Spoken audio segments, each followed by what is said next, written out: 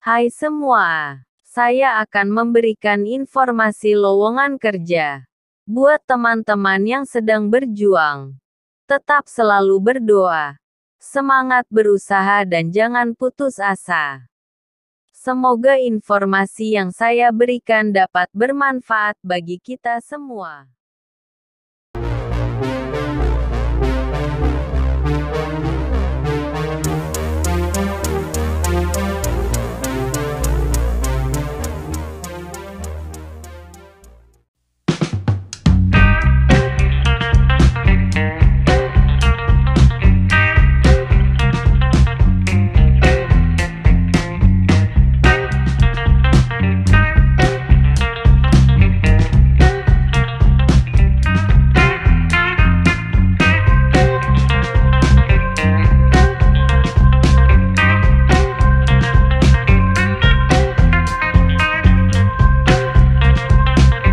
Semoga apa yang kalian impikan bisa terwujud dan sukses selalu.